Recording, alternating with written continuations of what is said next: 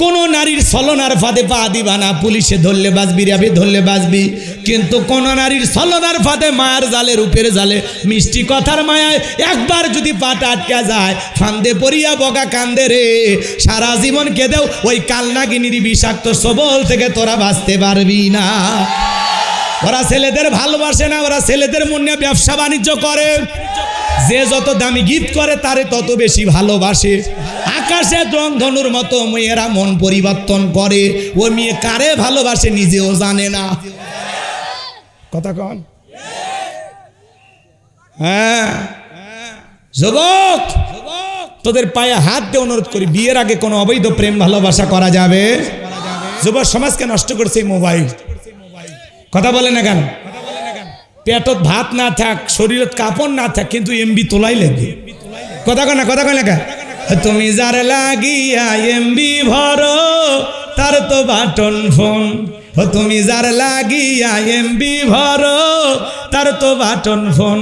কেমন করে বুঝবে রে সে, কেমন করে বুঝবে রে সে, ডিজিটাল তোর মন। তুমি যার লাগিয়া এমবি ভরো, তার তো বাটন ফোন। মেসেজ দিলে সেন্ড করে না, দেয় না তো রিপ্লাই, ভিডিও কলে বলবা কথা, ক্যামেরা তার নাই রে, ক্যামেরা তার নাই। ডিজিটাল এই যুগ জামানায়, ডিজিটাল এই যুগ জামানায়, অ্যানালগ তার মন। তুমি যার লাগিয়া এমবি ভরো, তার তো বাটন ফোন। প্রেম প্রীতি ভালোবাসা বিয়ের আগে নয়, মনের মধ্যে রাখো তুমি পরকালের ভয় রে, আল্লাহ তাআলার ভয়। গানের মধ্যে শিক্ষা আছে না নাই? প্রেম প্রীতি ভালোবাসা বিয়ের আগে নয়, মনের মধ্যে রাখো তুমি পরকালের ভয় রে, আল্লাহ তাআলার ভয়। তবে তুমি মুক্তি পাবা, তবেই তুমি মুক্তি পাবা দোজখের আগুন। তুমি যার লাগিয়া এমবি ভরো, তার তো বাটন ফোন। এ যুবকে ভালো হয়ে যাও, 20 বছর বয়স হয়নি, বাড়িতে এসে বলে আব্বা উত্তর পারলা কি আমি পছন্দ করেছি, রাজি দেখলে 1 সাবুন না হলে 2 সাবুন। পিতামাতা রাজি হয় না, পালিয়ে যা বিয়ে করে। মনে রাখবা, যারা পিতামাতার অবাধ্য হয়ে মা বাবাকে কষ্ট দিয়ে পালিয়ে গিয়ে বিয়ে করেছে, ওরা জীবনে কোনোদিন সুখী হতে পারবে না। প্রেম করে জীবনে কেউ সুখী হয় না। কোন কোন যুবক আছো বিয়ে করনি, হাত তুলে ওয়াদা দাও মা বাবার পছন্দের মেয়েকে বিবাহ করবে। হাত তোলো যারা বিয়ে করনি, হাত তোলো। ওই যে এক চাচা হাত তুলছে, এই বয়সে রিস্ক নিন না। চাষি ভিডিও দেখলে ঘরে তার ঢুকতে দিবি না, হাত তোলেন। এ অনেক যুবক হাত তোলো নাকি, প্রেমিকাকে কথা দিয়েছো? তোর কথা খবর আছে কিন্তু। হাত তোলে বেটা, হাত তোল, হাত তোল। ঠিক আছে, পিতামাতার পছন্দের মেয়েকে বিবাহ করবা, মনে থাকবে তো ইনশাল্লাহ।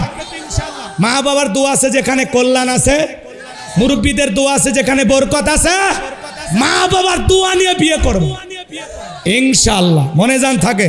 তাহলে 4 নাম্বার, ওয়াল্লাযীনা হুম লিফুরুজিহিম হাফিজুন, নিজের যৌবনটাকে কন্ট্রোল করা। আল্লাহ রাসূল বলেছেন, তোমরা যদি 2টা জিনিস কন্ট্রোল করতে পারো, সংযত রাখতে পারো, হেফাজত করতে পারো, একটা হলো 2 চলের মাঝখানে থাকার নরম জিহ্বা, আর 2 মাঝখানে থাকা লজ্জাস্থান। এই 2টার যদি হেফাজত করতে পারো, আমি নবী তোমাদের জান্নাতের জিম্মাদারি নিলাম। চিৎকার মেরে বলুন সুবহানাল্লাহ। হে যুবক, এই রঙের যৌবন একদিন জং ধরবে, কাঁচা দাড়ি একদিন সাদা হয়ে যাবে, টাইট চামড়া একদিন ঢিল হয়ে যাবে, যৌবনে পড়ে যাবে ভাটি। বিদায় আসুন এই যৌবনের রং তামাশাই পরে দুনিয়াটা রঙিন মনে করে আমরা যেন গুনাহ বেশি না করি। গুনাহ থেকে আল্লাহ বেঁচে থাকার তৌফিক দান করুন। আমরা সকল গুনাহ থেকে বেঁচে থাকার চেষ্টা করব ইনশাআল্লাহ। কোনো পরনারীর সাথে কথা বলবো না, বিয়ের আগে কোনো অবৈধ প্রেম ভালোবাসা করব না, বিয়ের পরেও কারোর সাথে পরকীয়া প্রেম করব না। এই পরকীয়ার অভিশাপে আজকে পুরো সমাজ শেষ। 2 বাচ্চার মা, 4 বাচ্চার মা সংসার রেখে, সন্তান রেখে পালিয়ে যাচ্ছে। আপনাদের এলাকায় শুরু হয়নি, ওটা অন্য জেলার ঘটনা, ভারতের ঘটনা গো। এই এলাকাতে এখনো শুরু হয়নি। নিজের যৌবনটাকে হেফাজত করা, নিজের যৌবনটাকে কন্ট্রোল করা। মুমিনের যৌবন হোটেলে বিক্রি হবে না, পার্কে বিক্রি হবে না। মুমিন কোনোদিন বিয়ের আগে অবৈধ প্রেম ভালোবাসা করতে পারে না। যুবক রে, আল্লাহ শিশুকালের হিসাব নেবেন না, হিসাব নেবেন যৌবন কালের, যে যৌবন কালটা কোন কাজে ব্যয় করেছো। শোনো শোনো শোনো, এদিকে শোনো, শোনো শোনো শোনো। ওয়াল্লাযীনা হুম লিফুরুজিহিম হাফিজুন, নিজের যৌবনটাকে সংযত রাখা, নিজের যৌবনটাকে কন্ট্রোল করা, নিজের যৌবনটাকে হেফাজত করা গুনাহ থেকে। কি থেকে বলেন না কেন? শয়তান ওয়াসওয়াসা দেবে যৌবনকালে, নানা ধরনের রং তামাশা, দুনিয়াটা রঙিন করে তুলবে। খাও দাও ফুর্তি করো, দুনিয়াটা মস্ত বড়। শয়তান আপনাকে আমাকে মিসগাইড করবে, ভুল পথে পরিচালিত করবে, কিন্তু আপনার আমার দায়িত্ব শয়তানের ধোকায় না পড়া, শয়তানের ফাঁদে না পা দেয়া। শোনেন শোনেন শোনেন, এদিকে তাকান। কোন বৃদ্ধ মানুষকে যদি বলা হয় 70 বছর বয়স, চাচা পুকুর থেকে একটু গোসল করে আসেন, আপনার 2000 টাকা দিব। যে পৌষ মাস আর মাঘ মাস পড়ছে, চাচা বলবে হাতি যে টাকা নেওয়ার জন্য পুকুর থেকে ওঠার মতো শক্তি থাকবে তো? কথা কয় লাগে। কিন্তু একটা যুবক যদি বলা হয় যুবক পুকুর থেকে গোসল করে আসো 2000 টাকা দিব, বলবে হুজুর কাপড় খুলছি টাকা বের করেন। কারণ ওর একটা কি আছে? পাওয়ার আছে। কথা বলেন না কেন? দেহের একটা শক্তি আছে। কথা বলেন। মুরব্বী চাচা চাষি যদি এই শীতের দিনে অজুর পানি গরম করিয়া দেয়, চাচার ভাগ্যে অজু জোটে, নামাজ হয়। গরম পানিও নেয়, চাচার ঠান্ডা পানি দিয়ে অজু করার ক্ষমতাও নেই। কথা কন। যৌবনকালে ঠান্ডা পানি দিয়ে অজু করার ক্ষমতা থাকে, ঠান্ডা পানি কিছুই মনে হয়। এই বৃদ্ধকালে লম্বা সময় রুকুত থাকলে মনে হয় পড়ে যাবে, সিজদায় বেশিক্ষণ থাকলে মনে হয় দম আটকে আসবে। কিন্তু যৌবনকালে এগুলো সমস্যা হয় না। এই জন্য যৌবনকালে লম্বা সময় আমরা রুকু করব, লম্বা সময় সিজদা দেব। আমরা যৌবনকালে গুনাহ করতে ভালোবাসি, আর যৌবনকালের ইবাদত আল্লাহ পছন্দ করেন, আল্লাহ ভালোবাসেন। তাহলে আল্লাহর ভালোবাসায় যৌবনকালে বেশি বেশি ইবাদত করার দরকার আছে না? জোরে বলেন আছে না নাই? হযরত আলী রাদিয়াল্লাহু তাআলা বলেন, তোমরা যৌবনের তাড়নায় গুনাহ করো, একদিন তোমাদের যৌবন থাকবে না, আমলনামায় গুনাহ ঠিকই লেখা থাকবে। কথা বলেন ঠিক কি না? হে যুবকেদের শোনো, যৌবনের পরীক্ষা দিয়েছিলেন আল্লাহ নবী ইউসুফ আলাইহিস সালাম। জুলেখা গোপন একটা কক্ষে তালা মাইরা কাছে যা বলে, দিলে বড় জ্বালা রে পাঞ্জাবিওয়ালা, হুজুর তো কিছুই বোঝে না, হুজুর সবই বোঝে, নারীর সলা কলা বোঝে না। কথা বলেন ঠিক কি না? জুলেখা কাছে যায় আর বলে, ইউসুফ তোমার চোখ দুটো ভারী সুন্দর। ইউসুফ আলাইহিস সালাম ডেকে বলেন, এই চোখ যে আল্লাহ সৃষ্টি করেছে সে আল্লাহকে ভয় করো। জুলেখা কাপড় ছেড়ে আর দেবতার মুখগুলো ঢাকে। ইউসুফ নবী ডেকে বলে, কাপড়ে ঢাকিলে তুমি দেবতার মুখ, কি দিয়া ঢাকিবা তুমি বিধাতার মুখ। জুলেখা কাছে আসে আর কি যেন বুঝাইতে চায়। ইউসুফ আলাইহিস সালামের অন্তরে কার ভয়? ইন্নী আখাফুল্লাহ, অন্তরে আল্লাহর ভয়। পয়গম্বর আল্লাহকে ডেকে, আল্লাহর পয়গম্বর ইউসুফ আলাইহিস সালাম আল্লাহকে ডেকে বলেন, আল্লাহ জুলেখার মনের অবস্থা আমি বুঝতে পেরেছি। ও মালিক, জুলেখার মনের অবস্থা আমি বুঝতে পেরেছি, একমাত্র আপনি পারেন আমাকে এই গোপন কক্ষ থেকে বাঁচাইতে। আল্লাহর পয়গম্বর আল্লাহর উপরে তাওয়াক্কুল করে ডেকে বলেন, আল্লাহ আমি আমার ইজ্জতকে বাঁচানোর জন্য সামনের দিকে দৌড় মারার দায়িত্ব আমার, আর আপনার কুদরত থেকে তালা খুলে দেওয়ার দায়িত্ব আপনার। আল্লাহু আকবার বল। এই যে ওটা বাসা করতেছেন, কি দোয়া করব? হ্যাঁ, ওই যে পাশে আপনাদের মসজিদ না, ওইটা যেখানে গাড়ি আছে, হ্যাঁ যদি পারেন এই গাড়িতে আমার লেখা একটা বই আছে, শেষ বিদায়। মৃত মানুষকে কিভাবে দাফন কাফন করতে হয় নবীজির তরিকায়।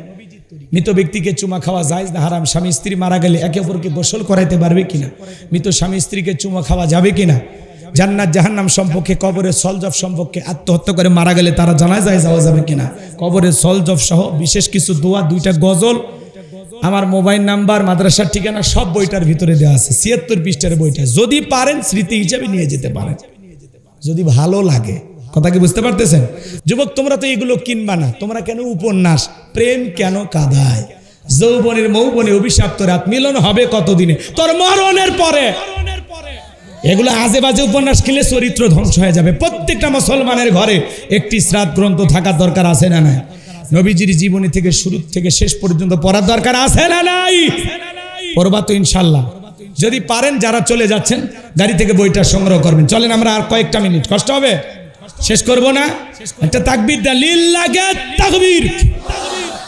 ইউসুফ আলাইহিস সালাম আল্লাহর উপরে তাওয়াক্কুল করে ডেকে বলেন, আল্লাহ নিজের ইজ্জতকে বাঁচানোর জন্য দৌড় মারার দায়িত্ব আমার, আর আপনার কুদরত থেকে তালা খুলে দেওয়ার দায়িত্ব আপনার।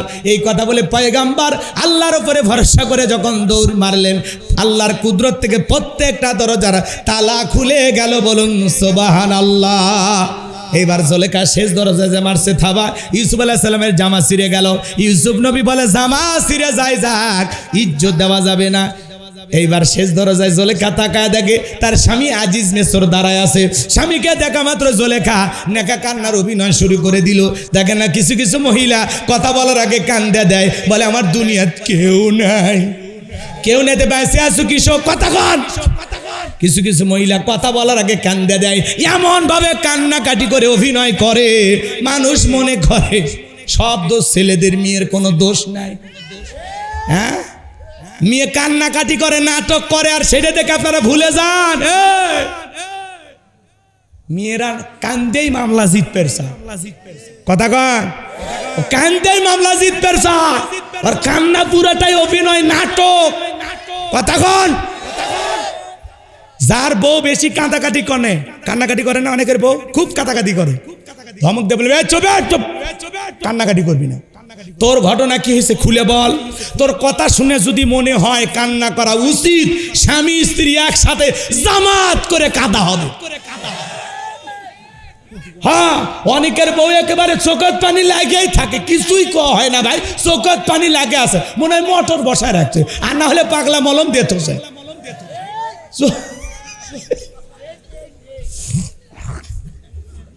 মেয়ে মানুষ কান্নাকাটি করে সব বলে, মানুষ মনে করে সব দোষ পুরুষের, ওই কিচ্ছু বোঝেনি, ফিডার খা। এ কথা কন। জুলেখা নেকা কান্নার অভিনয় করে ডেকে বলে স্বামী, ইউসুফকে ছেলের মতো দেখতাম, আজকে সুযোগ পাই আমার ইজ্জতের দিকে হাত বাড়াইছে, আর একটু দেরি হয়ে গেলে সর্বনাশ হয়ে যেত। আর মনে মনে বলে মরার স্বামী আসার সময় পাইলি না। মিথ্যা তহমত দিয়ে আল্লাহ নবী ইউসুফ আলাইহিস সালামকে 1 নয় 2 নয় 9.5 বছর জেল খাটাইছিল জুলেখা।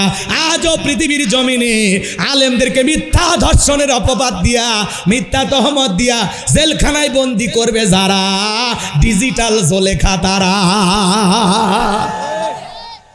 আলেমেরা ধর্ষণকারী হতে পারে না।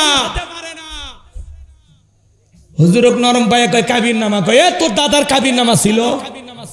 হ্যাঁ, আলেমদের মিথ্যা অপবাদ দিত, মিথ্যা তহমত দিত। কোরআনের বাকি আল্লামা সাইদি হুজুর নাকি 300 নারীকে ধর্ষণ করেছে। শয়তান এই কথা বিশ্বাস করে, শয়তান। এত বড় এরা মিথ্যুক ছিল। অন্ধ ব্যক্তিকে গাড়ি পোড়ানোর মামলা দিছে। অন্ধ মানুষ গাড়িতে আগুন লাগাতে পারে? এর চাইতে মিথ্যা কিছু আছে? আর কথা বলে না কেন? এই জন্য যুবক তোমাদেরকে বলে যাই, কোন নারীর ছলনার ফাঁদে পা দিবা না। পুলিশে ধরলে বাঁচবি, র্যাবে ধরলে বাঁচবি, কিন্তু কোন নারীর ছলনার ফাঁদে, মায়ের জালে, রূপের জালে, মিষ্টি কথার মায়ায় একবার যদি পাটা আটকা যায়, ফান্দে পড়িয়া বকা কান্দে রে, সারা জীবন কেঁদেও ওই কালনাগিনীর বিষাক্ত সবল থেকে তোরা বাঁচতে পারবি না। ওরা ছেলেদের ভালোবাসে না, ওরা ছেলেদের মনে ব্যবসা বাণিজ্য করে।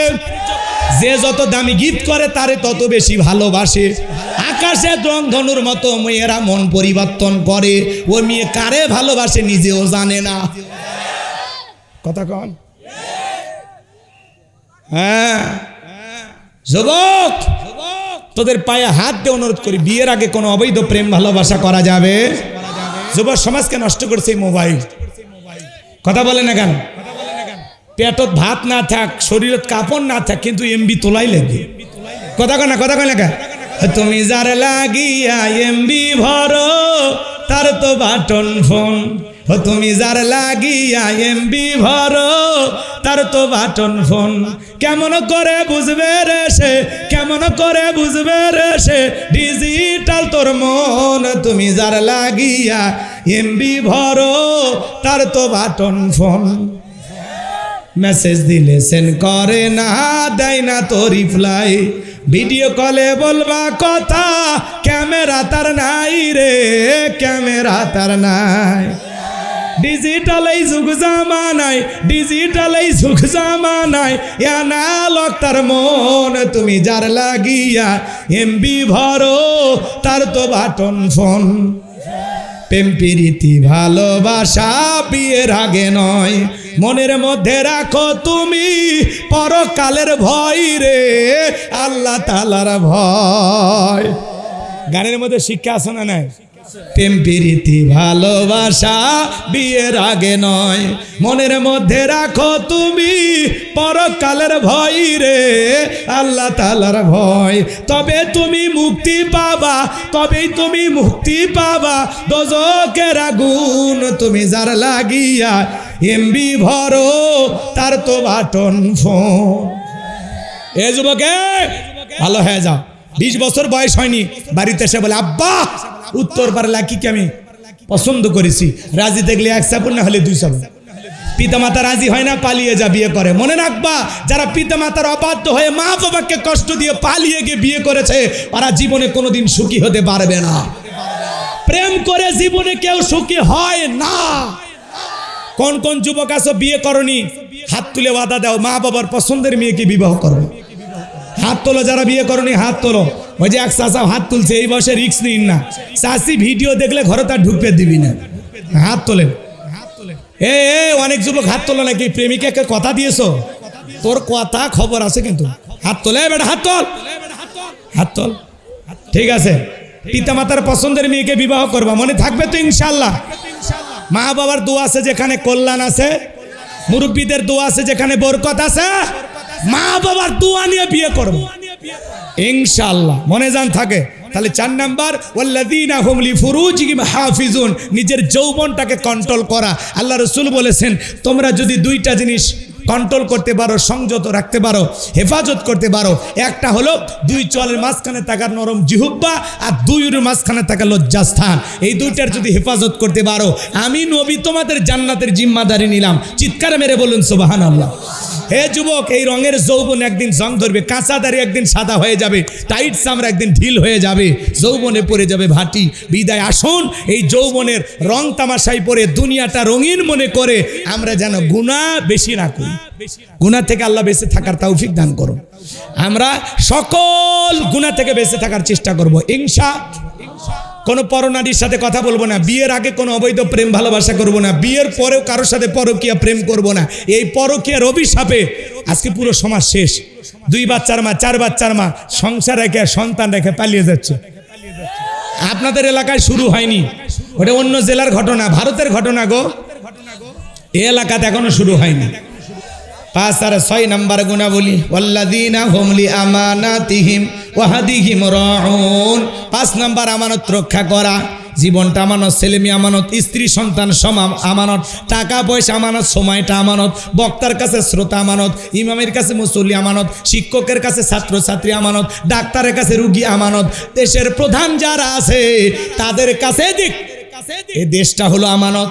অন্তর্বর্তীকালীন সরকারের প্রধান ডক্টর ইউনূস সাহেব বলেছেন, আমি এমন এক নির্বাচন উপহার দিব, বাংলাদেশের ইতিহাসে সবচাইতে উত্তম নির্বাচন হবে। বাপের বেটা আল্লাহু আকবার কোন। কথাটা শুনে ভালো লাগছে। ডক্টর ইউনূস সাহেব বলেছেন, এমন নির্বাচন আমি উপহার দেব, বাংলাদেশের ইতিহাসে সবচাইতে উত্তম এবং সর্বশ্রেষ্ঠ নির্বাচন, যেই নির্বাচনে কোনো দুর্নীতি হবে না। বাঘের বাচ্চার মতো কথা কয়েছে, কথা বলেন ঠিক না? হ্যাঁ যুবক, তোমরা রেডি থাকো, সামনে কিন্তু বুঝে শুনে কাজ করতে হবে। কথা কয় না? খুব চিন্তা ভাবনা করি, যারা সমাজ পরিবর্তন করতে পারবে, যাদের কাছে ভোটটা দিলে আমানতের খেয়ানত হবে না, দুর্নীতি হবে না, টেন্ডারবাজি চাঁদাবাজি থাকবে না, খুন ধর্ষণ হত্যা মুক্ত বাংলাদেশ গড়তে হলে সৎ মানুষকে সমাজের নেতা বানাইতে হবে। যে মসজিদের ইমামতি করার যোগ্যতা রাখে সে হবে সমাজের নেতা। ভালো মানুষ দরকার, যে দেশের জন্য কাঁদে, দেশের মানুষের জন্য কাঁদে, যারা পেট নীতি করবে না, দুর্নীতি করবে না। কিছু কিছু মানুষের রাজনীতির উৎস হলো দুর্নীতি করা, চাঁদাবাজি করা। আমরা এমন পরিবেশ আর দেখতে চাই না, বারবার রক্ত দিয়া এদেশে আমরা আর অশান্তি সৃষ্টি করতে চাই না, একটু শান্তির বাংলাদেশ গড়তে চাই, আমরা ঘুরে দাঁড়াইতে চাই। কথা বলে ঠিক কিনা? ডক্টর ইউনূস সাহেবকে ধন্যবাদ। অন্তর্বর্তীকালীন সরকারের প্রধান উপদেষ্টা ডক্টর ইউনূস সাহেব এই বৃদ্ধ বয়সে এসে দেশের হাল ধরে কিছুটা আমাদেরকে একটু সাপোর্ট দিয়ে যাচ্ছে। ওনার পক্ষে যতটুকু সম্ভব। বাজারে সব সবজির দাম কমে গেছে, অনেকেই গরিব দুঃখী যারা আলহামদুলিল্লাহ বলতেছে, কৃষকের আবার কষ্ট পাইতেছে। একটু বাজারটা সমঝোতা থাকলে সবাই খুশি। কথা কোন ঠিক কিনা? যাই হোক, আমরা আর ওদিকে যাব না।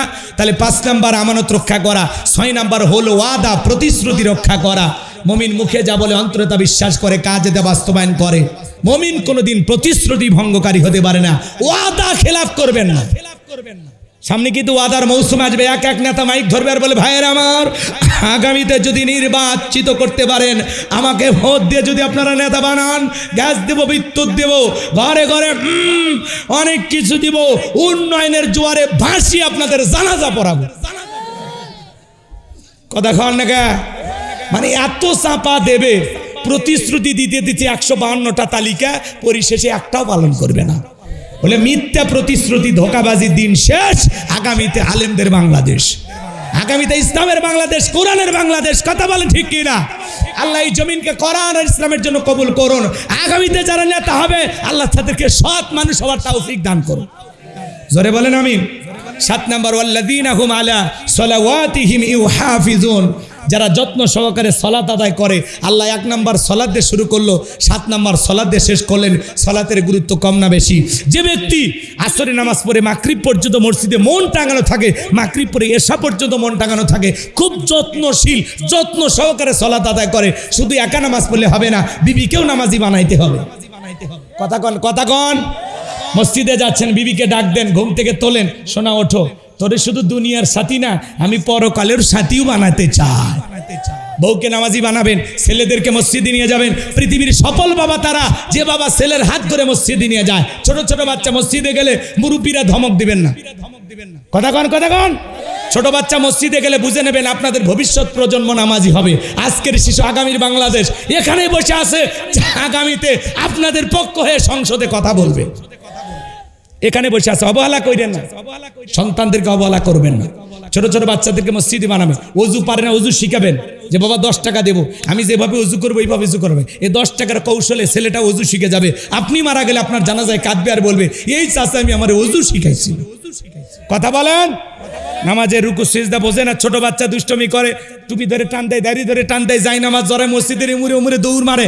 স্বভাবই ওর দৌড়ানের বাজান। আপনি 70 বছরে মুরব্বী এইভাবে দৌড় দিলে হাড়হাড্ডি কিচ্ছু খুঁজে পাওয়া যাবে না। অর্থাৎ ছোট বাচ্চাকে দুষ্টমি করতে দেন। কথা ক্লিয়ার না ভেজাল আছে? শোনেন, নোয়াখালী ফেনী ওইদিকে যাবেন, মসজিদে লেখা আছে ছোট বাচ্চা মসজিদে আসলে চকলেট খাওয়ানো হয়। মসজিদ কমিটি খালি উন্নয়ন করবে, মাহফিল দিলে হবে না। ডাক্তার সাহেবের বাবা কই গেল?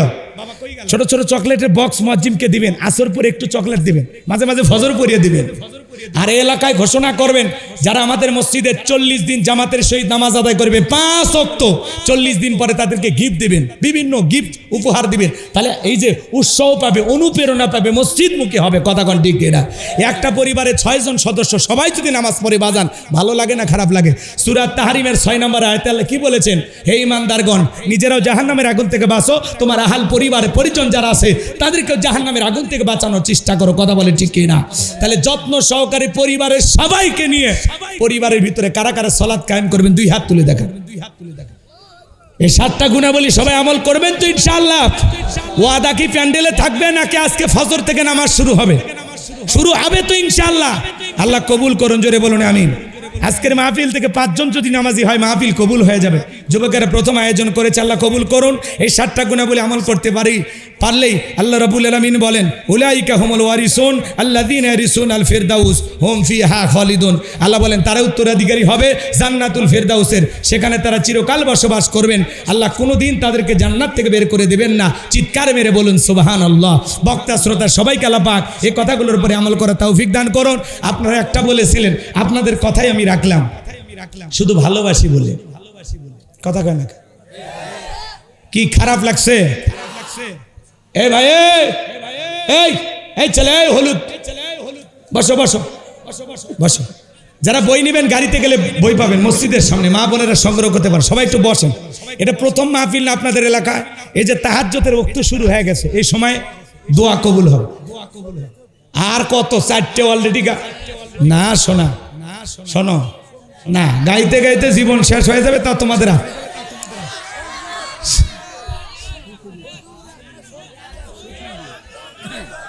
শোনে হাত হাত নামান। এই যে মসজিদের জন্য আপনারা দান করছেন, আরো দান করবেন, ঠিক আছে তো ইনশাল্লাহ? মসজিদটা যেন সুন্দর হয়। আমি যে গজল গাইতে চাচ্ছি, তা আমি গজল গাইলে আমার লাভ কি, মসজিদে লাভ কি? কন ভাই, মসজিদে দান করেন, এরকম কেউ আছেন? যে হুজুর আমি একটা গজল আপনি শুনেন, আমি দিচ্ছি মসজিদে 1 বস্তা সিমেন্ট দেবো। বলেন তো দেখি, তা তো বলবেন না। আচ্ছা ঠিক আছে, যুবক যারা দাঁড়িয়ে আছো বাবা একটু বসে, বসে দোয়া করতে হয় বাবা, এক্ষুনি মুনাজাত দেবো আমরা। বসে।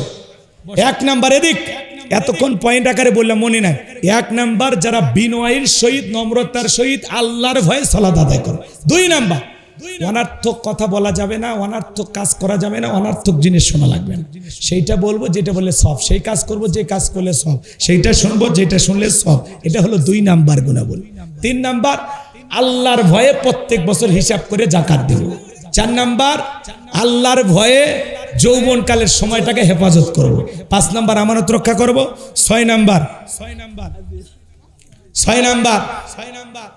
ওয়াদা প্রতিশ্রুতি পালন করব, যা ওয়াদা দিব পালন করব। 7 নাম্বার, যত্ন সহকারে আল্লাহর ভয়ে সালাত আদায় করব, তাহলে জান্নাতুল ফেরদাউসের ওয়ারিস হতে পারবো ইনশাআল্লাহ।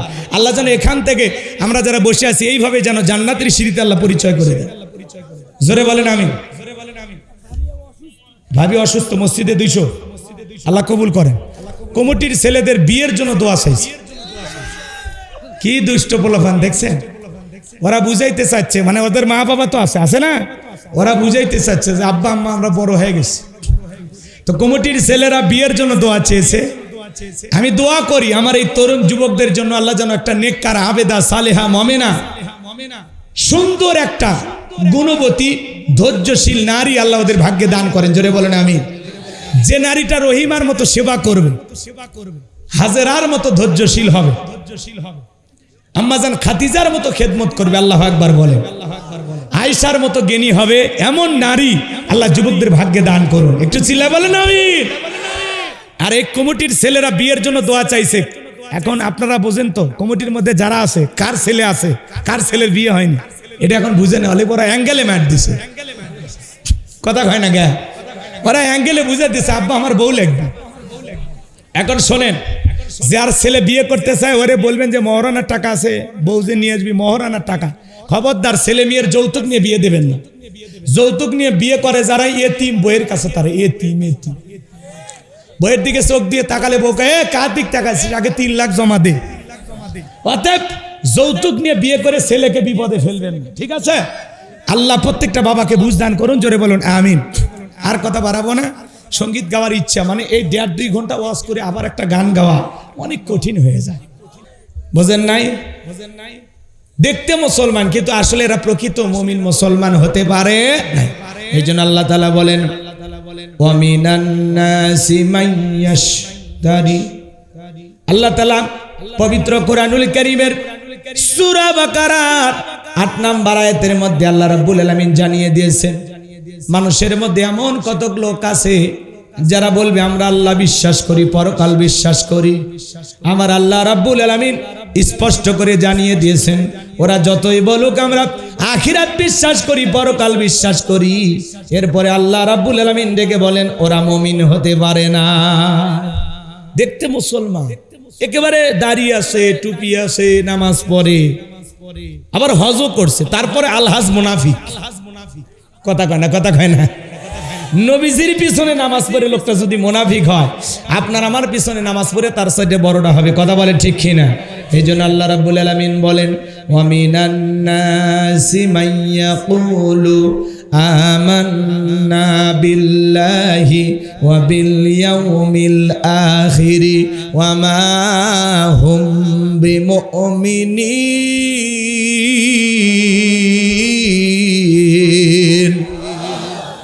আল্লাহ রাব্বুল আলামিন জানিয়ে দিয়েছেন, মানুষের মধ্যে এমন কতক লোক পাওয়া যাবে যারা মুখে মুখে নিজেকে ইমানদার মুমিন দাবি করবে। ওরা বলবে আমরাও তো মুমিন, আমরাও তো আখিরাত বিশ্বাস করি, পরকাল বিশ্বাস করি, আমরাও তো আল্লাহকে আল্লাহ মানি। এরপরে আল্লাহ রাব্বুল আলামিন বলে ওরা যতই মুখে মুখে দাবি করুক ওরা মুমিন, আল্লাহর ভাষায় ওরা প্রকৃত মুমিন হতে পারে না। মুনাফিক সেনা বড় কঠিন। সকালবেলা কোরআনের মাহফিলের অনুমতি দেয়, সন্ধ্যাবেলায় পুলিশ পাঠায় বন্ধ করত। কথা কয় না, রাগ করতেছেন মনে হয় আপনারা। এই জন্য মোনাফিক চেনা বড় কঠিন। আজকে আমি মোনাফিকদের মুখোশ উন্মোচন করার সুযোগ পাবো না, কাফেরদেরকে নিয়ে আলোচনা করব না, আমি আলোচনা করবো আল্লাহর ভিআইপি মুমিন বান্দাদেরকে নিয়ে। জবান ছেড়ে সবাই একটু মহব্বতে আমার সঙ্গে তেলাওয়াত করুন।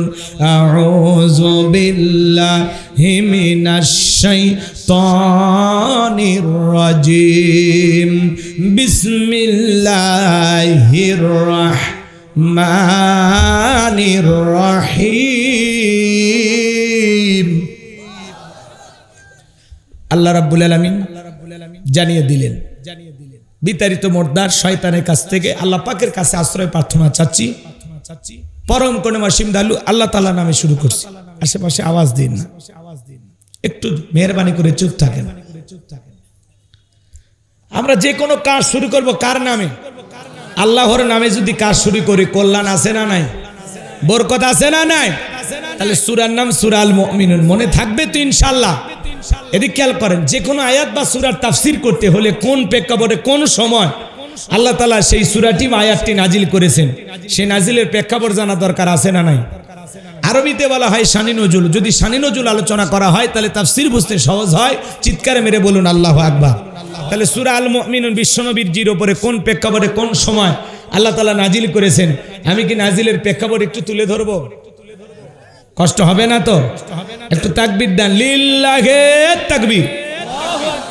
আমার ভাইয়েরা, বিশ্বনবীর প্রিয় সাহাবী হযরত ওমর ফারুক রাদিয়াল্লাহু তাআলা ডেকে বলেন, আমি মৌমাছির গুনগুন আওয়াজ শুনলাম। ডানে তাকায় মৌমাছি নাই, বামে তাকায় মৌমাছি নাই। বিশ্বনবীর চেহারা মোবারকের দিকে তাকায় দেখি নবীজি ফিসফিস করে কি যেন তেলাওয়াত করতেছেন।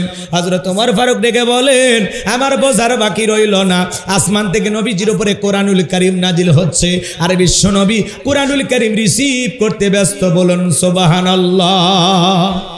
আমার ভাইয়েরাম, মৌমাছির গুনগুন আওয়াজ হলে কোরআনুল কারীম নাজিল হয়। দপ্তরি ছুটির ঘন্টায় বাড়ি মারে টন টন আওয়াজ হলে কোরআনুল কারীম নাজিল হয়। নবীজি যখন ঘোড়ার উপরে থাকতেন ওই সময় যদি কোরআনুল কারীম নাজিল হইতো, ওহির ভারে ঘোড়ার পাগুলো বালুর ভিতরে ডেবে যেত। বলুন আল্লাহু আকবার। 8টি পদ্ধতিতে নবীজির উপরে কোরআনুল কারীম নাজিল হইতো। দীর্ঘ 23টি বছরে আল্লাহ তাআলা নবীজির উপরে কোরআনুল কারীম নাজিল করেছেন। এমন মুসলমান 50-60 বছর বয়স হয়ে গেছে, আল্লাহর কোরআনটা কোনোদিন খুলেও দেখেনি। এরকম কপাল পরা আছে না নাই? এজন্য বাজান বলেন তো, আল্লাহর পাঠানো এই কিতাব কোরআন নামক চিঠিটা আমাদের পড়া দরকার আছে না নাই?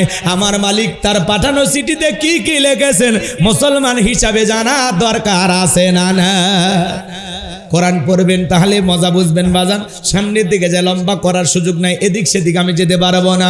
হযরত ওমর ফারুক ডেকে বলেন, নবীজির কোরআনুল কারীম রিসিভ করা শেষ হয়ে গেল। বিশ্বনবী সাহাবায়ে কিরামদের দিকে মুখ ঘুরে ডেকে বলেন, আমার সাহাবীরা, এইমাত্র আসমান থেকে জিবরাইল এসে আমার উপরে সূরা আল মুমিনুনের 10টি আয়াত কারিমা নাজিল করে জানায় দিয়ে গেলেন, নবী গো, এই 10টি আয়াতের ভিতরে আল্লাহ রাব্বুল আলামিন তার আদরের মুমিন বান্দাদের জন্য 7টি কোয়ালিটি নিয়ে আলোচনা করেছেন, 7টি গুণাবলী নিয়ে আলোচনা করেছেন। কোন মুমিন যদি এই 7টি গুণে গুণান্বিত হতে পারে, 7টি গুণ দিয়ে তার জীবনটাকে সাজাইতে পারেন, আমার আল্লাহ রাব্বুল আলামিন বলেন, উলাইকা হুমুল ওয়ারিসুন আল্লাযীনা ইয়ারিসুনাল ফিরদাউস হুম ফিহা খালিদুন। আল্লাহু আকবার। আমার আল্লাহ বলেন, তারাই উত্তরাধিকারী হবেন জান্নাতুল ফিরদাউসের, সেখানে তারা চিরকাল বসবাস করবেন। আমার আল্লাহ কোনোদিন তাদেরকে জান্নাত থেকে বের করে দেবেন না। চিৎকারে মেরে বলুন সুবহানাল্লাহ। বাবা মারা গেলে ওয়ারিস সূত্রে সন্তান যেরকম বাবার সম্পত্তির ভাগ পায়, কোন মুমিন যদি এই 7টি কোয়ালিটি 7টি গুণাবলী অর্জন করে মারা যেতে পারে, তার নামে জান্নাতুল ফিরদাউসের ভিতরে জায়গা বরাদ্দ থাকবে, সে হবে জান্নাতুল ফিরদাউসের উত্তরাধিকারী। আপনি আমি কারা কারা জান্নাতে যেতে চায়? 2টা হাত তুলে আল্লাহকে দেখা। আপনারা সবাই জান্নাতে যেতে চান? আল্লাহ আমাদের সবাইকে জান্নাতুল ফিরদাউসের ওয়ারিস হিসেবে কবুল করুন। জোরে বলুন আমিন। আরেকটু জোরে বলুন আমিন। আরেকটু জোরে বলেন আমিন। এবার 7টা আঙ্গুল দেখান। জান্নাতে যেতে হলে কয়টা গুণাবলী? 7টি। জোরে বলেন কয়টি? আরো জোরে। জোরে হলো না, এতগুলো মানুষ এই আওয়াজ। একটু আওয়াজ দেন, না হলে সামনে মিছিল করা লাগবে। একটু অভ্যাস করে নেন। সবার টার্গেট হলো জান্নাতে যাওয়া। আমরা কেউ জাহান্নামে যেতে চাই না। যেতে চাই কেউ জাহান্নামে? আল্লাহ তাআলা ভালোবেসে মুসলমানের ঘরে জন্ম দিয়া জান্নাতের রাস্তা একটু আগায়া দিয়েছে। সুবহানাল্লাহ কর। পৃথিবীর শ্রেষ্ঠ ধর্ম ইসলাম ধর্মের মানুষ মানায়া জান্নাতের রাস্তা আল্লাহ তাআলা আরেকটু আগায়া দিয়েছে, বলুন সুবহানাল্লাহ। এরপরে পৃথিবীর শ্রেষ্ঠ কিতাব কোরআনুল কারীম দান করে জান্নাতের রাস্তা আল্লাহ তাআলা আরেকটু আগায়া দিয়েছে। এরপরে আখিরি নবীর আখিরি উম্মত বানায়া জান্নাতের রাস্তা আরেকটু আগায়া দিয়েছেন, বলুন সুবহানাল্লাহ। এখনই একটু আমল করলেই জান্নাত।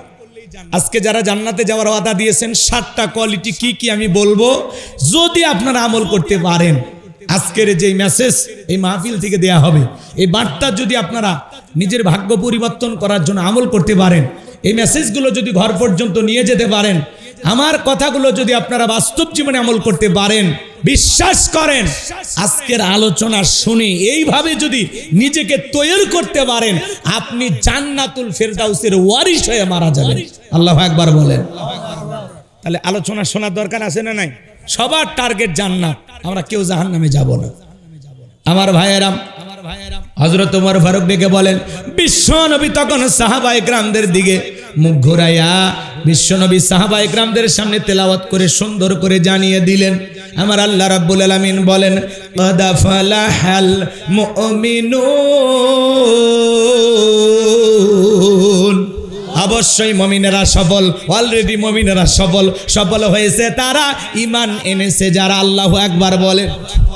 আমরা মনে করি ক্ষমতা পাইলে সফল, টাকা থাকলে সফল, যশ খ্যাতি থাকলে সফল, নায়ক সুপারস্টার এরা বুঝি সফল। কথা কয় না। বর্তমান পৃথিবীর সবচাইতে ক্ষমতাধর ব্যক্তির নাম কি? Donald Trump. একটু বলেন না ভাই। আচ্ছা, আমার কি কথায় বিরক্ত হচ্ছেন আপনারা? কোনো কারণে দোয়া করলে খুশি হবেন?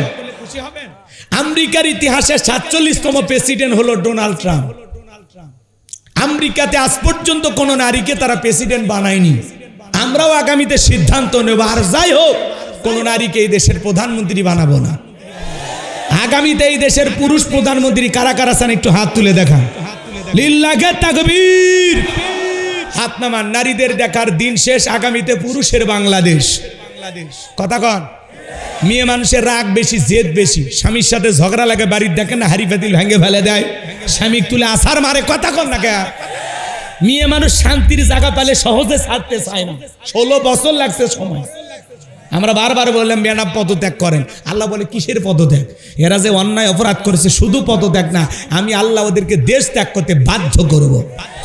ইন্না বাতশা রাব্বিকা লাশাদীদ। আল্লাহর পাকড়াও বড় কঠিন। আল্লাহ ধরে না, যেদিন ধরবে মামু বাড়ি দিল্লি গিয়ে পড়বে। কথা বলে ঠিক না? কি পড়েনি? বড় বড় কথা বলতো, আহারে পালিয়ে গেল। এইভাবে একটা দেশের প্রধানমন্ত্রী থেকে শুরু করে আমলা কামলা, এমপি, মন্ত্রী, চৌকিদার, দাফাদার, চেয়ারম্যান, মেম্বার, হাইরে ভাই, চাকর, দাস দাসী যা আছে, ইমাম পর্যন্ত পালিয়ে গেছে। এইভাবে পৃথিবীর ইতিহাসে কোন নেতার পতন হয়েছে বলে আমাদের জানা নাই। কোন সেক্টরে মানুষ পালায়নি বলেন? পুলিশ পালাছে, র্যাব পালাছে। কথা কন। এইভাবে হিসাব নিকাশ করে দেখেন, পালাইছে, বহুত পালাইছে। শিক্ষক পালাইছে, ইমাম পালাইছে, নায়ক পালাছে, নায়িকা পালাছে। ওই যে নায়িকা নিপুণ না কি নাম শুনলেন না, এয়ারপোর্টে আটকে দিছে। তখন বলতেছে আমি তো কোনো অপরাধই করিনি।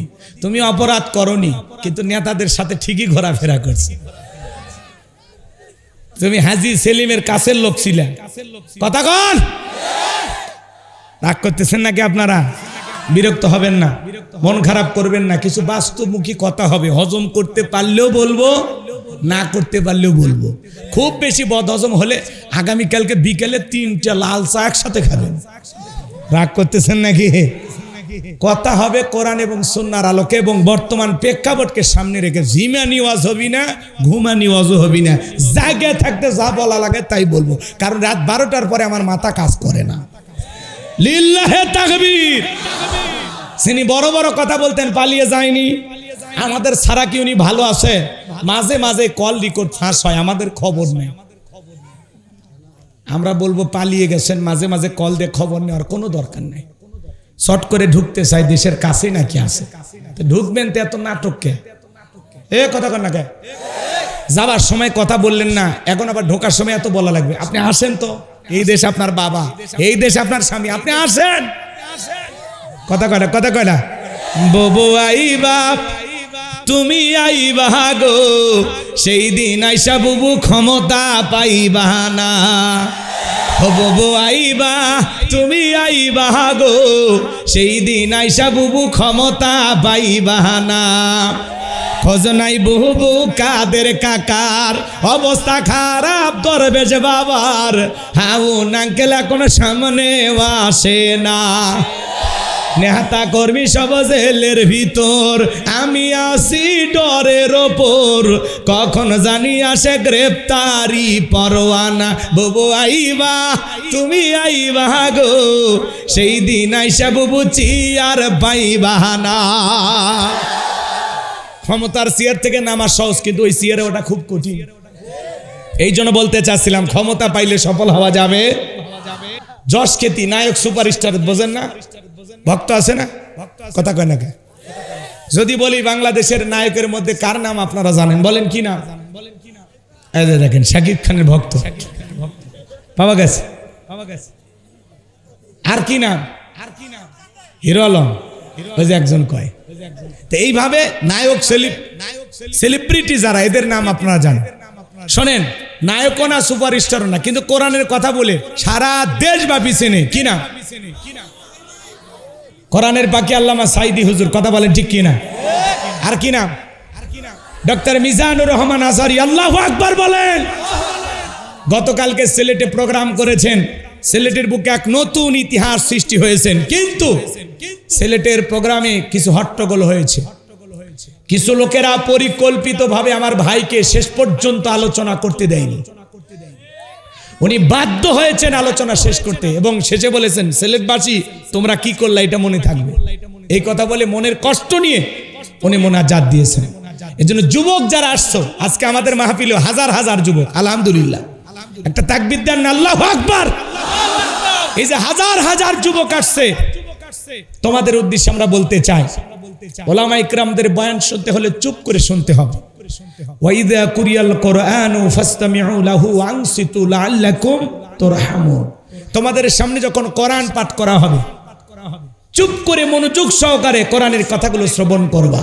যদি তোমরা চুপচাপ কোরআনের কথাগুলো শ্রবণ করতে পারো, আশা করা যায় আল্লাহর পক্ষ থেকে তোমাদের উপরে রহমত বৃষ্টির মতো নাজিল হবে। চিৎকার মেরে বলুন সুবহানাল্লাহ। কোরআন শুনতে হবে চুপ করে, হট্টগোল করে না। হট্টগোল করা কাদের স্বভাব? আবু জেহেলদের স্বভাব। কথা বলেন।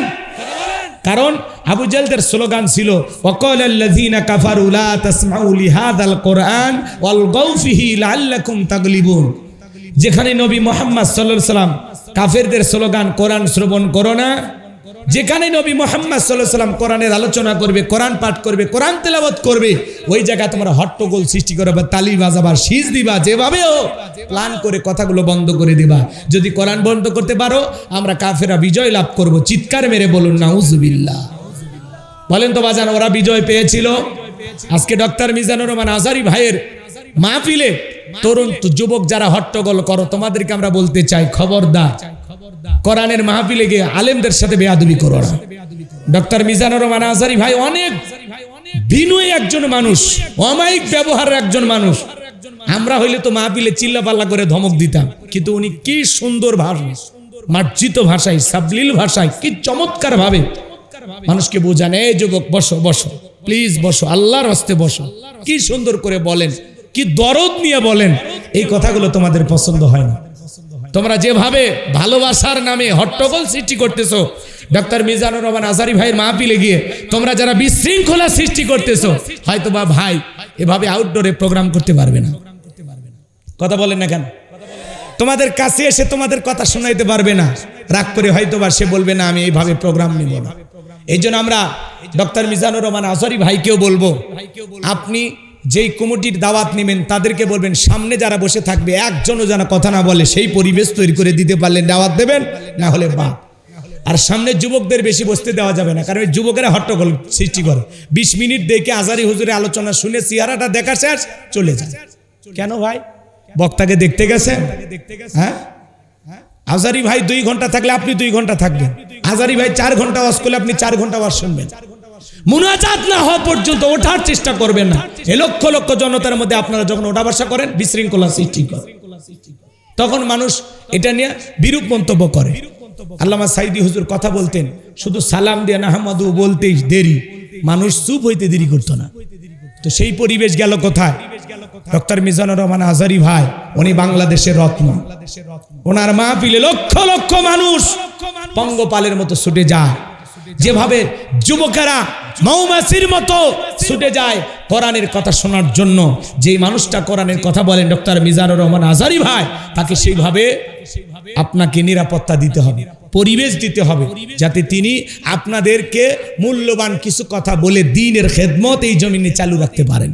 আল্লাহ আমার ভাইকে সুস্থতার সহিত নেখায়াত দান করুন, আর তার মাহফিলে যাওয়া সমস্ত শ্রোতাদেরকে আল্লাহ পাক ধৈর্যশীল বানায়া দেন। একটু জোরে বলেন আমিন, আর একটু জোরে বলেন আমিন। অনেক জায়গায় হট্টগোল হচ্ছে, এগুলো কেন ভাই? পরিকল্পিতভাবে অনেকে হট্টগোল চেষ্টা করতেছে, বিশেষ করে মাজারপন্থী কিছু লোক। কথা বলেন না কেন? 10 লাখ টাকা মিজানুর রহমান আজারি কাল্লা যদি কেউ এনে দিতে পারে, 10 লাখ টাকা ঘোষণা করছে মাজারপন্থী পীর। আমরা বলতে যাই যে পীর 10 লাখ টাকার ঘোষণা করছে, দুদকের উচিত ওই পীরের কত টাকা আছে তদন্ত করা। কথা বলেন। শীতের দিনে কত মানুষ অসুস্থ, চিকিৎসার টাকা দিতে পারেন না, কম্বল দান করতে পারেন না। একজন আলেম হয়ে আরেকজন আলেমের মাথা নেওয়ার ঘোষণা করেন যে ডক্টর মিজানুর রহমান আজারি কাল্লা এনে দিতে পারলে তাকে 10 লাখ টাকা দেওয়া হবে। কথা বলেন না কেন? এরা মুসলমান, এরা কার ইশারায় এই বক্তব্যগুলো দেয়? এর পিছনে কারণ আছে। কথা বলেন, কথা বলেন। এই জন্য আমরা বলতে চাই, আমরা কোরআনের পাখি আল্লামা সাইদি হুজুরকে হারিয়েছি। সামনে যিনি কথা বলতেছেন ডক্টর মিজানুর রহমান আজারি ভাই, তিনি কথা বলবেন। 5 বছর এই দেশে ছিলেন না, জুলুমের শিকার হয়ে দেশের বাইরে ছিলেন। দেশে এসেছেন আপনাদের ভালোবাসা পাওয়ার জন্য, ভালোবাসা দেওয়ার জন্য। বিদায় আমার ভাই যেন সুন্দর পরিবেশে কথা বলতে পারে, তার মাহফিলে হট্টগোল করবেন না। পরিকল্পিতভাবে যারা এগুলো করতেছে, আল্লাহ যেন ওদের হেদায়েত দান করেন। হেরে যাবে ওদের হিংসা, জিতে যাবে আমাদের ভালোবাসা। আল্লাহু আকবার বলেন। এবং ডক্টর মিজানুর রহমান আজারি ভাই তার সমালোচনার জবাব দিয়ে বলেছেন, যারা বলেছে একটা দল খাইছে আর একটা দল রেডি হয়েছে, এটা কিন্তু আমি কোনো দলের নাম উল্লেখ করি না, আমি জাস্ট এমনি এই কথাটা জেনারেলি বলেছি। কিন্তু এই কথাটাকে আপনারা গায়ে মেখে কাদা সরাসরি করবেন, নিজেদেরকে মনে করবেন যে হুজুর মনে আমাদেরকে বলছে। ডক্টর মিজানুর রহমান আজারি ভাই বলেছেন, আমি এই কথাটা কোনো দলকে টার্গেট করে বলি না, কোনো দলের নাম আমি নেই না। আবার অনেকেই বলতেছেন আসেন মাঠে আসেন, ওয়াজ করা বাদ দিয়ে মাঠে আসেন, রাজনীতি করেন। তো এই যে কথাগুলোর কি চমৎকার, তিনি আসলে কেমন মানুষ, কোন দলের নামও নিল না, কি চমৎকার ভাবে উচিত জবাব দিয়ে দিল। আল্লাহু আকবার বলে। জ্ঞানী লোকেরা কথা কম বলে, কিন্তু যা বলে বুঝিয়ে বলে। এই জন্য ডক্টর মিজানুর রহমান আজারি ভাইয়ের যত্ন করতে হবে। তাকে যেভাবে ভালোবাসা দেখাইতেছেন, এই ভালোবাসা যেন তার সম্মান মর্যাদা আরো বৃদ্ধি করে। আপনাদের কারণে তার প্রোগ্রাম যেন বন্ধ না হয়। আল্লাহ হেদায়েত দান করুন। জোরে বলুন আমিন। আরেকটু জোরে বলেন না আমিন। তাহলে ডক্টর মিজানুর রহমান আজারি ভাইকে আপনারা সবাই চেনেন, কথা বলে ঠিক কিনা? এদিক খেয়াল করেন। তাহলে ক্ষমতা পাইলে সফল হওয়া যায় না, টাকা থাকলে সফল হওয়া যায় না, নায়ক সুপারস্টার হইলে সফল হওয়া যায় না। আল্লাহ বলেন ক্বাদ আফলাহাল মুমিনুন, সফল হয়েছে তারা, ঈমান এনেছে যারা। আল্লাহু আকবার বলেন। আপনাদের এলাকায় একটা বাজার আছে, মনে করেন ফাঁসিতলা বাজার। এই বাজারে আল্লাহর জন্য বান্দা তরি তরকারি বিক্রি করে, সবজি বিক্রেতা। আজান দেওয়ার পরে লোকটাকে যদি মসজিদে গিয়ে মাথা নত করে আল্লাহকে সিজদা দেয়, বলেন তো বাজান, ডোনাল্ড ট্রাম্পের চাইতে ওই সবজি বিক্রেতা ইমানদারের দাম কম না বেশি? কিভাবে বুঝলেন? কারণ এই সবজি বিক্রেতার ঈমান আছে, ডোনাল্ড ট্রাম্পের ঈমান নাই। তার মানে আল্লাহর কাছে সফল হতে পারবে তারা, ঈমান আনবে যারা। আল্লাহু আকবার বলেন। ক্বাদ আফলাহাল মুমিনুন, অবশ্যই মুমিনেরা সফল হয়েছে তারা, ঈমান এনেছে যারা। একজন রিকশা চালক, ভ্যান চালক লোকটা যদি ঈমানদার হয়, আজান দেওয়ার পরে মাথা নত করে যদি আল্লাহকে সিজদা দেয়, পৃথিবী কাঁপানো বড় বড় নেতাদের চাইতে ওই ঈমানদারের দাম আল্লাহর কাছে বেশি। ওই বেঈমানেরা ক্ষমতার দিক দিয়ে দুনিয়াতে সফল হতে পারে, মরার পরে সবগুলো বেঈমানকে বিটাইয়া জাহান্নামে দিবেন তিনি কে? এই জন্য আমি বলবো সফল হয়েছে কারা? আপনারা বলবেন ঈমান এনেছে যারা। আপনার চেহারা কালো হোক, ফর্সা হোক, লম্বা হন, খাটো হন, ধনী হন, গরিব হন, তাতে কোনো সমস্যা নাই। আপনার ভিতরে ঈমান আছে, আল্লাহর কাছে দাম আছে। এই ঈমান নামের মহা দৌলত যারা পেয়েছেন তারা শুধু জবাব দিয়ে বলবেন সফল হয়েছে কারা?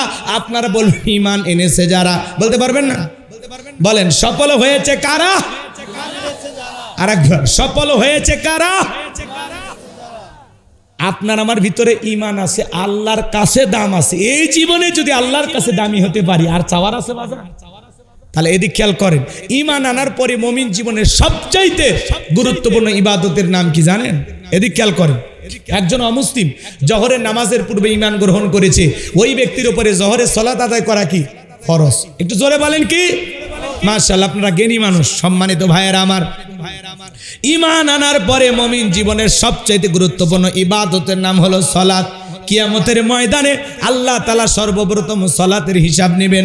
আল্লাহ যখন সূরা আল মুমিনুনের মুমিন বান্দাদের জন্য 7টি কোয়ালিটি নিয়ে আলোচনা করেছেন, 1 নাম্বার আল্লাহ তাআলা সালাত দিয়ে শুরু করেছেন।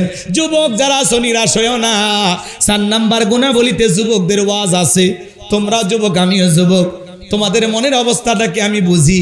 তোমাদের জন্য স্পেশাল আলোচনা আমার মাথার মেমোরিতে সেভ করা আছে, সময় মতো ডাউনলোড দিয়ে শোনায়া দেব। কথা কয় না যুবক? কি ঘুমাইছ? একটু অপেক্ষা করো, তোমাদেরকে নিরাশ করব না। মা বোন যারা আছে ওদের জন্য হালকা কিছু বলা দরকার আছে না? না জি, অপেক্ষা করেন। এইবার শুরু হয়ে গেল মুমিন বান্দার 1 নাম্বার গুণাবলী, আল্লাযীনা হুম ফি সালাতিহিম খাশিউন। মুমিন বান্দার 1 নাম্বার গুণাবলী, যারা নিজেদের সালাত বিনয়ের সহিত, নম্রতার সহিত, আল্লাহর ভয় নিয়ে আদায় করে। আপনি আমি যখন সালাত আদায় করব, অন্তরে ভয় থাকতে হবে কার? ইয়া আইয়ুহাল্লাযীনা আমানুত্তাকুল্লাহ, হে ঈমানদারগণ আমি আল্লাহকে ভয় করো। হাক্কা তুকাতিহি, ভয় করার মতো ভয় করো। গভীর মনোযোগ দিয়ে কথাগুলো শুনবেন বাজান গো আমার। কিভাবে সালাত আদায় করবেন জানার দরকার আছে না নাই? কথা বলেন না কেন? নবীজি যখন নামাজে দাঁড়িয়ে যেতেন, আম্মা জান আয়েশা ডেকে বলেন, নবীজি নামাজের ভিতরে এত লম্বা সময় ধরে দাঁড়িয়ে থাকতেন, মাঝে মাঝে তাকায় দেখতাম নবীজির পা মোবারক খুলে উঠেছে। আম্মা জান আয়েশা আরো ডেকে বলেন, নবীজি এত লম্বা সময় ধরে রুকু করতেন, সিজদা করতেন, মাঝে মাঝে মনে হয় নবীজি আর কোনোদিন সিজদা থেকে মাথা উঠাবেন না। আল্লাহু আকবার বলেন। আম্মা জান আয়েশা ডেকে বলেন, নবীজি একদিন সিজদা দিয়ে এত কান্না করেছেন, কাঁদতে কাঁদতে সিজদার জায়গাটা পর্যন্ত ভিজে গেছে। আম্মা জান আয়েশা জিজ্ঞাসা করলেন, নবী গো এত কান্না কেন করেছেন, কি হয়েছে আপনার? বিশ্ব নবী ডেকে বলে, আয়েশা আমি তো আমার জন্য কাঁদি না, আমি কাঁদি আমার গুনাহগার উম্মতের জন্য। আল্লাহর কাছে কেঁদে কেঁদে বলি, আল্লাহ আমার গুনাহগার উম্মতের গুনাহগুলো মাফ করে দাও, ওই কঠিন ভয়ঙ্কর জাহান্নামের আগুন থেকে আমার উম্মতকে বাঁচাও। আপনার আমার গুনাহ মাফের আশায় বিশ্ব নবী দোয়া করতে পারেন। আপনি আমি হলাম মূল ভিকটিম, মূল আসামি, মূল অপরাধী। গুনাহ দিয়ে নিজের জীবনটা শেষ করে ফেলে দিয়েছি বাজান গো আমার। 5 ওয়াক্ত সালাত এটা তো রবের বাধ্যতামূলক অর্ডার, অবশ্যই আপনাকে আমাকে আদায় করতেই হবে। কথা বলেন ঠিক কিনা? 5 ওয়াক্ত সালাত আদায় করার পাশাপাশি গভীর নিশিতে রাতের 1টা 2টা 3টার দিকে ওইটা বিবির ভালোবাসা ত্যাগ কইরা, আরামের বিছানা ত্যাগ কইরা, ঠান্ডা পানি দিয়া নিরালাই নিবৃত্তিতে যাই নামাজে দাঁড়িয়ে যায় যারা, আল্লাহর কাছে প্রিয় হতে পারবে তারা। যারা তাহাজ্জুদের সালাতে ফিসফিস করে যায় নামাজে সিজদাতে গিয়ে ফিসফিস করে যা বলতেছেন, আপনার এই ফিসফিস আওয়াজ আরশের মালিক আল্লাহর কাছে পৌঁছে যায়। যারা তাহাজ্জুদের সালাত আদায় করে আল্লাহ তাদের মর্যাদা বৃদ্ধি করে দেয়। আল্লাহু আকবার। যারা তাহাজ্জুদের সালাত আদায় করে এদের জীবনে হতাশা থাকে না, পেরেশানি থাকে না, এরা টেনশন মুক্ত থাকে। আল্লাহু আকবার বলে। এই জন্য বাজান আল্লাহ তাআলা বলেন, ওয়াল্লাযীনা ইয়াবিতুনা লিরাব্বিহিম সুজদান ওয়া কিয়ামা, যারা রাত্রি জাগরণ করে আমি আল্লাহকে সিজদা দেয়, আমি আল্লাহর জন্য দণ্ডায়মান হয়ে যা। তাহাজ্জুদের জায়নামাজি মালিকের সাথে সিজদা দিয়ে প্রেম করা লাগবে। এই জীবনের সবচাইতে তৃপ্তির জায়গা, আনন্দের জায়গা হলো মাথাটা নত করে মালিককে সিজদা দেওয়া। কথা বলেন ঠিক কিনা? এটা মুমিনের জীবনের সবচাইতে আনন্দের বিষয়, তৃপ্তির বিষয়, ভালো লাগার বিষয়। কথা বলেন ঠিক কিনা? মুমিন ভালো লাগা খুঁজবে সিজদার মাধ্যমে। কথা বলেন, কথা বলেন। তাহলে আল্লাহর প্রিয় গোলাম যারা তারা রাত্রি জাগরণ করে তাহাজ্জুদ আদায় করবে। তরুণ যুবক আছে এরাও রাত্রি জাগরণ করে, তবে তাহাজ্জুদ পড়ে না, ইউটিউব ইন্টারনেট ঘাটাঘাটি করিয়া ইমু মেসেঞ্জারে বান্ধবীর সাথে চ্যাটিং করিয়া কথা বলেন। সারা রাত মোবাইলে চ্যাটিং করে, হ্যালো জান খাইছো ঘুমাইছো কি করো, মেয়ে রাগ করে বলে আজকে ভাত খাবো না, কয় তুমি না খেলে আমিও খাবো না। নিজের মা খাইছে কিনা খবর নেয় না, বাবা খাইছে কিনা খবর নেয় না, বান্ধবী না খাইলে ওই দুষ্ট যুবকের মুখে খাবার ওঠে না। এরকম হাইব্রিড যুবক আছে না? না, সারা রাত ইমো মেসেঞ্জারে চ্যাটিং করে, অনলাইনে ফ্রি ফায়ার খেলা, পাবজি খেলা, অনলাইনে জুয়া খেলা।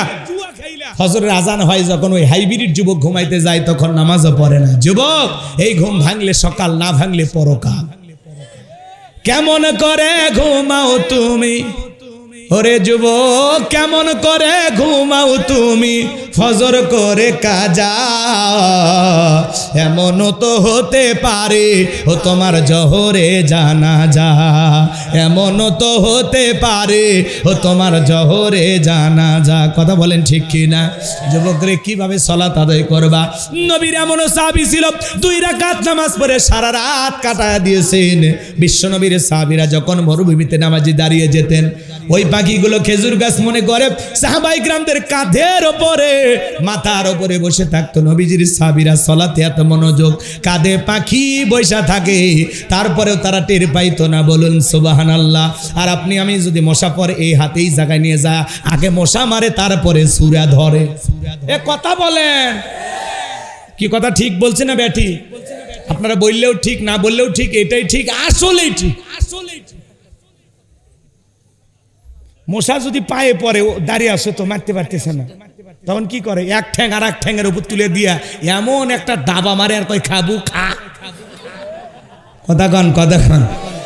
হযরতে তালহা রাদিয়াল্লাহু তাআলা সালাত আদায় করতেছেন, ছেলেটা খেলা করতেছিল, জঙ্গল থেকে সাপ এসে সন্তানটাকে পেঁচিয়ে ধরলো। স্ত্রী মানুষজনকে ডাকলেন, ছেলেটাকে বিপদ মুক্ত করলেন। হযরতে তালহা ডেকে বলে, বিবিরি বাড়িতে এত মানুষজন, ব্যাপারটা বুঝতে পারলাম না। ডেকে বলে, স্বামী আপনি যখন সালাত আদায় করতেছিলেন জঙ্গল থেকে সাপ এসে সন্তানটাকে পেঁচিয়ে ধরেছিল, আমি মানুষজনকে ডাকলাম, ছেলেটাকে বিপদ মুক্ত করলাম। এত ঘটনা আপনার চোখের সামনে ঘটে গেল, আপনি কি কিছুই বলতে পারেন না? হযরতে তালহা ডেকে বলে, বিবিরে নামাজের ভিতরে মন যদি এদিক সেদিক চলে যায় তাহলে নামাজ তো আর নামাজ থাকে না। আল্লাহু আকবার। সাহাবায়ে কিরামদের মনোযোগ কত গভীর, কত সুন্দর, সুবহানাল্লাহ। আর আপনি আমি নামাজ পড়ি, ফাঁসি তোলা মন চলে যায়, মুকাম তোলা, কথা নামাজ করে, নামাজ পড়ে গাংনগর মন চলে যায় ঢাকা মহানগর, নামাজ পড়ে বগুড়া মন চলে যায় মাগুরা, নামাজ পড়ে দিনাজপুরে মন চলে যায় ভারতের বর্ডারে। আছে না নাই? নামাজের মধ্যে দাঁড়ায় মন খালি ছটপট করে, দুনিয়াবি নানান চিন্তা ভাবনা মনে হয়।